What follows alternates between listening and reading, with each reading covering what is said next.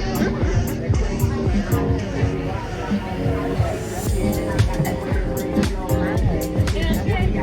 can't wait till I get to Say hi. Hi, Jerrica. Let me get that one. You can open it up and Yep. just kind of explain what it is. And this is the three cupcake bouquet. Oh, this is vanilla. So it's three jumbo cupcakes in there and buttercream icing.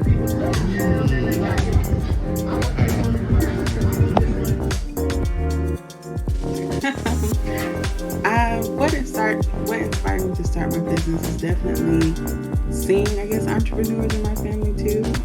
That was something that really had started my passion for starting a business. My mom. Welcome to the Rise and Thrive Chronicles podcast, where we take a deep dive into the minds of fascinating individuals making waves as young entrepreneurs.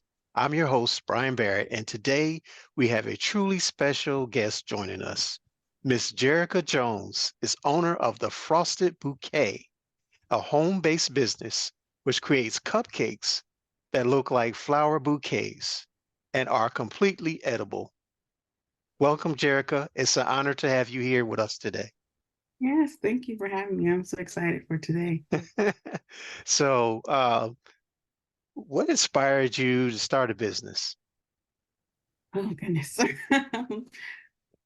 What inspired me to start my business is definitely seeing, I guess, entrepreneurs in my family too. That was something that really had started my passion for starting a business. My mom, she is a self-employed hairstylist, and then my dad, he also is a photographer. So I seen it while I was growing up, but also my passion for baking, it kind of pushed me to just do it as a business.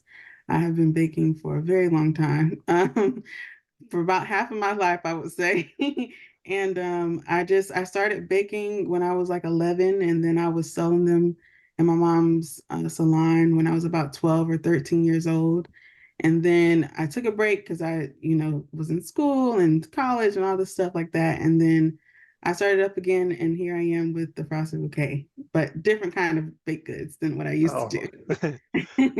all right. So I've actually tasted and tried the uh, couple different things. First of all, they're really too pretty to eat. So I spent at least 10 minutes just looking at them. And the disco pops, Yes, they're also everything was delicious. So thank you. so you come from a family of entrepreneurs. Tell us about was it like a legacy passed down to you, or did you like feel like you just had to be one because your parents were one? No, I don't think it was, they never really like forced me to be it or asked me to be one, but I just definitely seen the passion that they have for what they do. A lot of it came from talent or natural hobbies that they had, natural talents or hobbies that they had. And I felt like, well, I have a natural talent for baking. So that just adds up to a business, but I didn't think about that until I was like a teenager.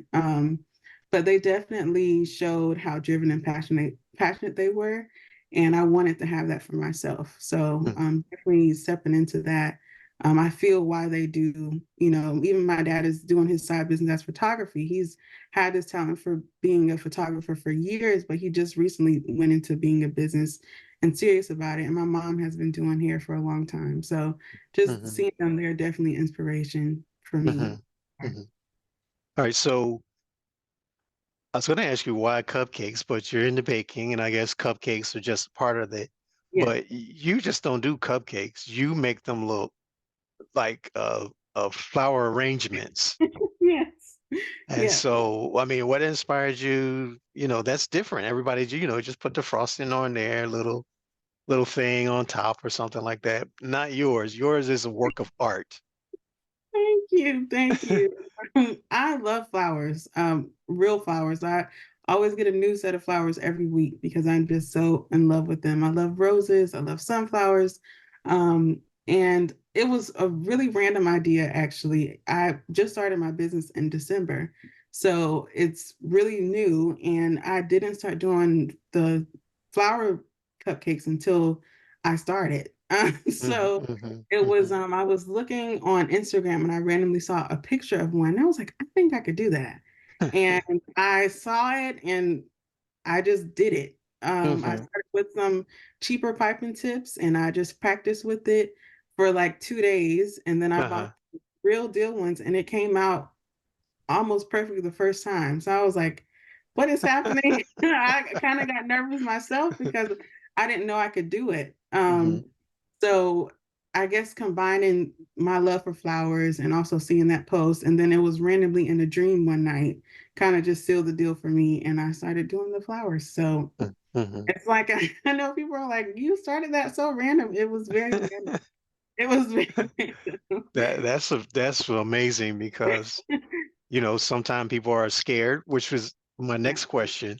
Like when you first started and did it hit you, it's like, okay, now you're in business. Yes. So it's a different, you make it for a hobby, but now you're in Mhm. business. What was that transition like? Yeah, yeah. So that was actually that hit me really, I would say probably Valentine's Day when I saw how many people were ordering for Valentine's Day.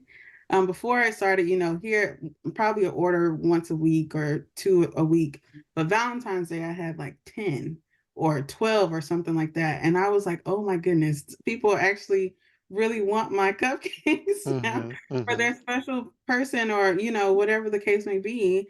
And I kind of got a little overwhelmed. It was overwhelming to have, all the orders, but I was also very thankful for it because people were trusting in me and things like that. But that was the moment I realized like this isn't just a hobby anymore. This is actual business. I started it super quickly. The one week I was just posting a picture of what I did, and then the next week I made a Facebook and Instagram for it. And hmm, then it hmm, became a business. So Valentine's Day was definitely the realization like, okay, Jerrica, this isn't a play hobby anymore. This is a real deal. This is people trusting in you hmm, and give you their money to, cater to their needs. So yeah, that was when I hmm, really realized it. But I have had a business before this. I had a shea butter business that I'm about to start back up again. But I got overwhelmed with that and I kind of stopped because life started, hmm, getting hmm, getting life. So I'm really passionate about this one though, so I think I'm not gonna stop. But definitely have been overwhelmed and got I guess intimidated. Yeah, I got intimidated by how many people were ordering from me, but I love it now. I've got it under control now. So with that, can you tell me like there was a moment, a customer who had a testimony or just said something personally to you that really stuck with you? Yeah, I had one. It was actually during Valentine's Day. A lady came, she got actually the biggest order that I've ever had. She got 6 bouquets in total for Hmm. herself and her family. And I remember Okay, a hold it, lady, hold it. How much, what does a bouquet consist oh, of? sorry, a bouquet. She had the 7 cupcake bouquets. So she had about, I guess that's 42 cupcakes in total. Okay. Um, we had altogether. And that was my biggest one order at that time. And I was like super nervous because I remember when she messaged me like, can I have 6 cupcakes? And I thought she meant like just 6 cupcakes, but she meant 6 actual bouquets. And I was like, oh my goodness. So she sent me a really nice message, and I can't remember the exact wording, but it was just speaking so much life into me. I don't know if she felt that I was nervous or if I was because I was new, but I was definitely nervous when she told me that she wanted that. And she was just saying how proud of me she was, like, and with me being young and starting something like that. And those words really stuck with me. And I have people tell me that all the time, but that was the first message that I seen when I was starting up and I was starting to kind of get discouraged a little bit. And she spoke a lot of life into me. So that was something that I was like, okay, people are, there's some really sweet people and that actually want to see me grow. And that was definitely one of those moments early on in the process for me. Mm-hmm. That was something. Oh, that's fantastic. So where do you envision the frosted bouquet, let's say in the next year or so? Yeah, yeah. Right now, I'm working full time, but I hope to first be back full time doing this. I love baking a lot, and I realize it is a little bit challenging to do it with a full time job. So, Mm-hmm. I would say probably in the next 6 months, I'll be working back full time doing this. And then I would really hope, maybe not in a year, who knows? Life has a interesting way of happening, but I would really hope to have like a storefront or something for it.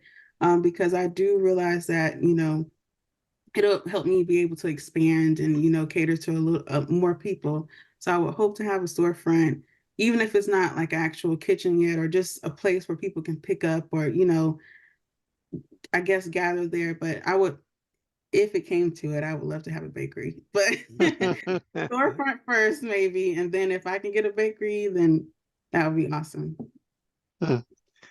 So I was thinking about your friends. Are your friends entrepreneurs or just you? Do they have businesses as well?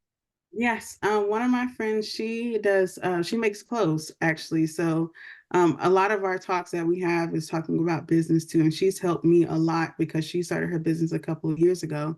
So just with the legal things and stuff like that and taxes, she's been talking to me about that stuff and getting into that. And just keeping track, different ways to keep track of customers and clients and what systems to use. So me and her conversations have been like that. And some of my friends have done some entrepreneur things early in the years, and they kind of just stopped a little bit because they were in school or had a family or something like that. But all of my friends have sold something at some point. So I see. Remind the listening audience that you are listening to the Rise and Thrive Chronicles podcast with our guest, Jerrica Jones, the founder of the Frosted Bouquet. Jerrica, what do you want people watching or listening? Because I have both, even though it's a podcast. What do you want them to know about becoming an entrepreneur? I, I guess have some patience with yourself, with your business. Really get to, do a lot of research first before you start, and make sure I wouldn't say have all your ducks in a row, but just make sure you have some type of foundation, because it makes things a lot easier when you're getting into it. But definitely have patience with yourself, give yourself some grace. It might not start, you know, push like be super popular at first, but after a while, you'll have the clients, you'll have the people that are wanting to, support you. So just give yourself some grace, do your research, and definitely continue to have that passion too. Don't lose your passion for the thing that you're doing, because that definitely can keep you motivated when you are still passionate about what you're doing. Fantastic. Hopefully, some young person out there will listen to that and say, especially after they see all the images as well, will say, wow, this is really uh, fascinating. So Jerrica can be found on Facebook at the Frosted Bouquet. Just look it up on Facebook and you will see Jerrica and what she has to offer. Do you have any events coming up that you want to share? Yeah, Saturday I'm actually going to be at my March. I guess that is the 30th. I can't remember. I think it's March 30th. I have a pop-up shop on 6th Street downtown, and I will be selling cupcakes, and I'll have some bouquets on display so you can see what they look like. And you can place orders down there. I'll have cookies on sale. So I'm excited. This is my first community event with my business too. So I'm super excited in that way. Pop-up vendor shop. Never done this before, so Well, I will definitely be there. Me and my wife will be there to celebrate and also support the Frosted Bouquet and your efforts as well. thank you. Is there any question that I may have overlooked that you wanted to speak about? So during the time when I started my cupcake business, I was in a really rough spot with mental health and things like that. And baking has always provided some type of therapy for me. During the time, I just quit my job because it was a lot of mental strain on me. And I had nothing but really time because I didn't have, a job to go to. And I started just baking again because it made me feel good. And then that's when I actually did my first flower bouquet too. I had an event for my friend, and she wanted cupcakes, and I wanted to be extra and do something. And I mentioned like seeing that on Instagram posts and then in a dream and things like that. So I did the cupcakes for her. That was my first actual order of cupcakes that I did that she didn't ask for. It was more of a surprise. And then I started doing just some other ones that I was practicing with. And at the time, my grandpa was, I'm really close to my grandpa, and I would show him pictures and videos and stuff. It was really early stages of it. And that was like the first week I did the cupcakes. And the next week, my grandpa passed away. Literally the first day I had my first real order of cupcakes that someone requested for me. And at that moment, I knew that, okay, Jerrica, this is something you're supposed to be doing. My grandpa was able to see it. He was an artist himself. So he taught me a lot of things about color theory, just, being able to mix up colors to make this color. So that has been really helpful in terms of like making the icing colors resemble what people ask for. But my grandpa was definitely somebody who was like my biggest supporter, and he passed away at the early stages, but I'm so thankful that he was able to see, the progress that I made super early, and his, dealing with his death, I was able to bake through it and, be able to heal and grieve while still doing things for other people that, made them happy, even though I wasn't, happy, of course, because of the death. But his passing and just the timing of events was definitely what sealed the business for me. I knew that this was something I was supposed to be sticking to. So I think that's where the passion really lies. I was baking for a long time, but that moment was really what sealed that I'm supposed to be selling them to people and doing this for other people too during this moment. Wow. Yeah. That's a powerful testimony. Yeah. So Jerrica, we appreciate you and the patience that you have and the work, and it's really going to take off after a while. Thank you. Once everything's in place and all the structure and all that stuff. Well, we'll talk again if you have time. I'll probably meet you at your storefront. Yes, I hope so. We're gonna, fingers crossed. I'm gonna work towards that. I will meet you at your storefront or your bakery. Yes. And we will interview again, and I'll have some cuts from this and say, you remember when we started? And so, and people can see the progression. So, so Rise and Thrive Chronicle fans, let's support the Frosted Bouquet page by increasing her followers. We want to raise it from 5 something, which is good, but we want to raise it to 1,000 and over 1,000.